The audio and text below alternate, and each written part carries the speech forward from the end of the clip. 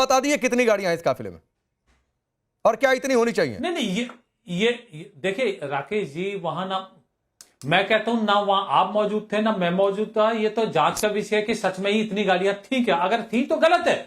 किसी भी कार्यकर्ता हो, भारतीय जनता पार्टी का नेता हो, चाहे कोई आम कार्यकर्ता हो, चाहे कोई आम नागरिक हो, इस तरह के काफिले लेकर चलने की कोई जरूरत नहीं है। ठीक है, इसमें कोई पार्टी समर्थन नहीं करती। हम प्रधानमंत्री जी की बातों को गंभीरता से लेते हैं। ठीक है सर, सारी भारतीय जनता पार्टी गंभीरता के साथ लेती है। ठीक है, चलिए इसमें क्या है। ठीक है चंद्रमोहन जी, अब तो ये कह रहे हैं अलबत्ता कि अगर लेकर चला है इन साहब ने तो वो गलत है और पार्टी के संज्ञान में आएगा तो पार्टी इस पर देखेगी भी, आलोचना भी कर रहे हैं। लेकिन सर आप लोग अपना वक्त क्यों भूल जा रहे हैं कि प्रधानमंत्री रहते मनमोहन सिंह ने क्या किया था, इंदिरा गांधी जी ने क्या किया था, गोल्डन कंट्रोल कानून बना दिया।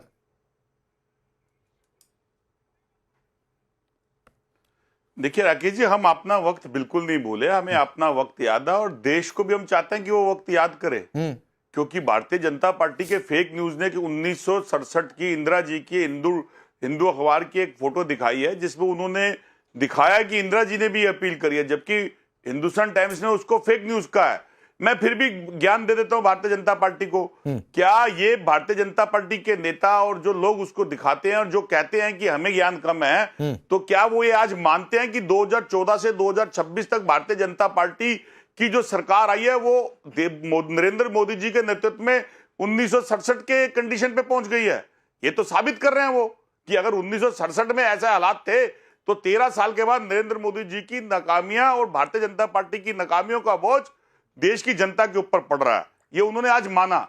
ये अभी भी आप अपने भारतीय जनता पार्टी के हमारे मित्र से पूछ रहे थे तो उनको दिख नहीं रहा था। जांच भी बीच में नहीं, विजय जी बाद में बोलेगा, और जांच भी बहुत करते हैं। देखिए जांच तो वो कारगिल की जांच, तो वो 80 जवानों की जांच, तो अभी नीट एग्जाम की भी है जिसके अंदर लाखों बच्चों का भविष्य अंधकार में चला गया। एक बार पहले हुआ था, तब भी शिक्षा मंत्री कह रहे थे हम जांच करेंगे और जांच के लिए मैं भगूंगा नहीं, और अब वो भग रहे, वो आपने प्रोमो में दिखा दिया आपका।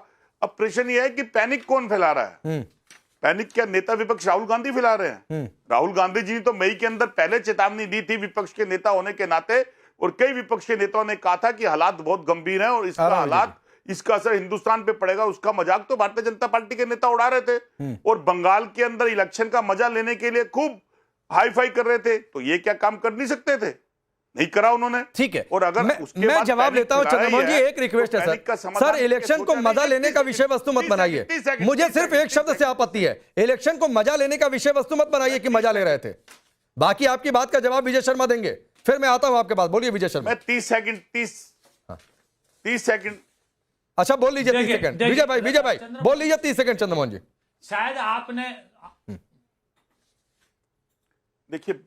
देखिए विजय सुन लीजिए, मैं आपके ज्ञान की बात बता रहा हूं। 30 सेकंड की बात यह है कि ओएनजीसी को कंगाल कर दिया इन्होंने। उस ओएनजीसी को जो 2014 में यूपीए सरकार के समय 13,000 रिजर्व हुआ करती थी और आज उसकी 78,000 करोड़ रुपए का उस पर कर्ज है। और 2014 में 27% फ्यूल ऑयल हम लोग बनाते थे, जो 18 घंटे काम करने वाले देश के प्रधानमंत्री के टाइम 13% रह गया। क्या इसका जवाब देंगे भारतीय जनता पार्टी? ठीक है, बोलिए विजय जी, बोलिए क्यों ऐसे हालात हुए? क्या आपने प्लानिंग करी इस बारे में? जी देखिए राकेश जी, चंद्रमोहन जी को मैं बता दूं, आज भी 60 दिन का हमारे पास पेट्रोल डीजल उपलब्ध है, 45 दिन की हमारे पास एलपीजी उपलब्ध है।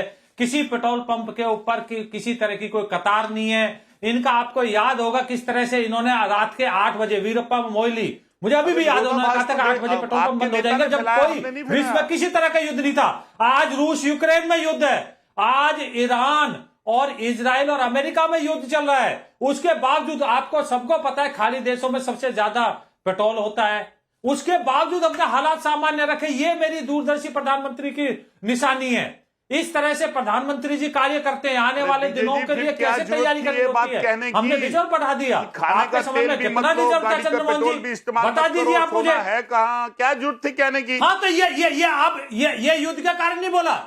नहीं, मैं कह तो रहा हूं, फिर कहने की जरूरत क्या थी? बोलना चाहिए प्रधानमंत्री, ये पब्लिसिटी स्टंट है। एक मिनट चंद्रमोहन जी, एक सेकंड चंद्रमोहन जी। विजय जी आपने कहा युद्ध के कारण, एक सेकंड चंद्रमोहन जी प्लीज। विजय भाई आपने कहा कि युद्ध के कारण नहीं बोला, किस लिए बोला? फिर किस लिए अपील है प्रधानमंत्री की? नुकसान होगा। किस लिए अपील है प्रधानमंत्री की?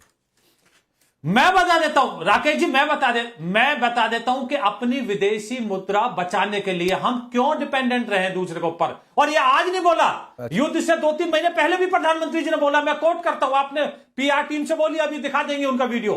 उन्होंने बोला कि हमें खाद्य तेलों में कम मात्रा में यूज करना है। तो प्रधानमंत्री जी ऑर्गेनिक खेती का मैंने आपको बता दिया, 2021 का आंकड़ा दे दिया। अभी अमित शाह जी का बता दिया, मैं रीवा में मध्य प्रदेश में बोला है उन्होंने, 40 लाख किसान जुड़ चुके हैं ऑर्गेनिक खेती से। हम इलेक्ट्रिक वाहनों पे कितनी सब्सिडी दे रहे हैं। तो आप क्यों बात कर, जब तो कोई युद्ध नहीं था। तो नहीं, एक सेकंड मैं अवधेश जी को यहां पर लाता हूं। एक सेकंड, एक बात कहते हुए विजय जी कि सर चैनलों में पीआर टीम नहीं रिसर्च टीम होती है। पीआर टीम नेता रखते हैं, तो चैनलों की रिसर्च टीम होती है। अब अवधेश जी सॉरी, ये कह रहे हैं कि मैं जो है प्रधानमंत्री ने मिडिल ईस्ट के कारण ही नहीं बोला, वो तो ऐसे ही बोल दिया।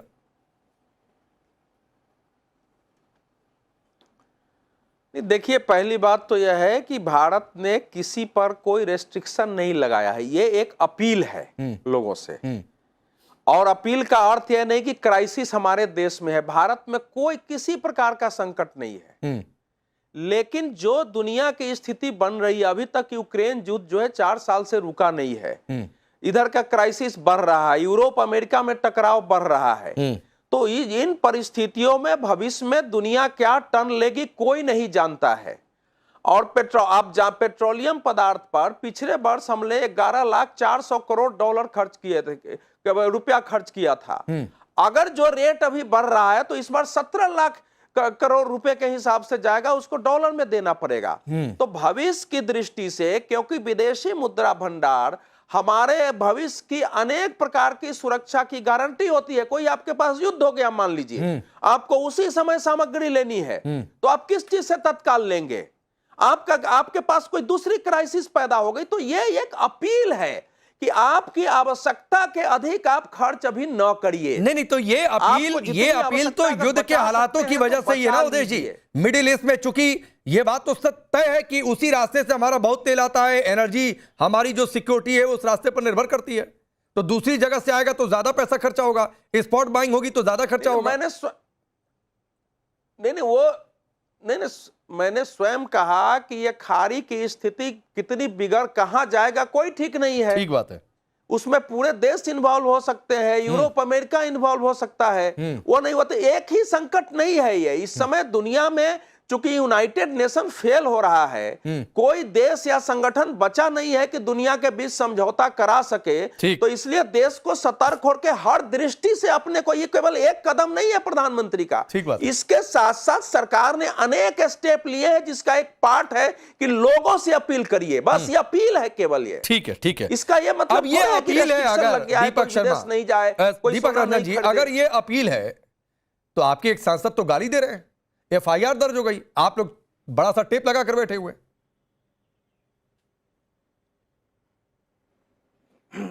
देखिए राकेश भाई, मैं उनके जो उन्होंने कहा है मैं उसका खंडन करता हूं, मैं उसको जस्टिफाई नहीं करता, क्योंकि समाजवादी पार्टी की ऐसी बोली भाषा नहीं होती है। लेकिन कई बार ऐसा, हालांकि मैं उस पर जा नहीं चाहता क्योंकि आज डिबेट का टॉपिक कुछ दूसरा है। देखिए, आज 2 दिन पहले आदरणीय प्रधानमंत्री जी ने देशवासियों के, देश की महान जनता के लिए नहीं अलग नहीं है दीपक भाई, मैं इंटरजेक्शन कर रहा हूं माफी के साथ, अलग नहीं है सर, एक ही विषय है। और एक विषय इसलिए है कि संकट का समय है, बचत की अपील हो रही है, तो आप लोग आलोचना भले करिए कि टाइमिंग क्या है, पहले क्यों नहीं जगे।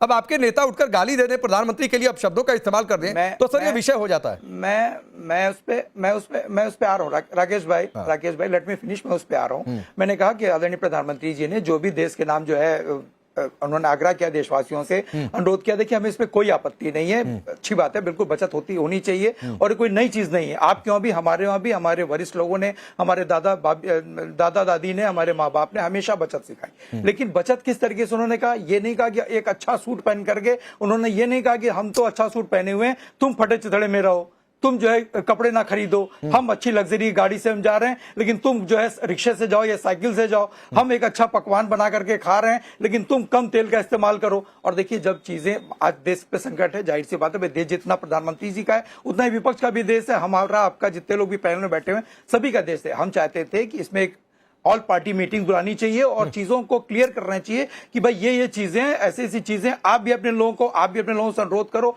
आग्रह करो। हम तो देश के प्रधानमंत्री होने की हैसियत से हम भी लोगों से आग्रह कर रहे हैं, तो एक अच्छा मैसेज जाता है, एक अच्छी चीज आती है। भाई हर आदमी की पार्टीज अलग अलग है।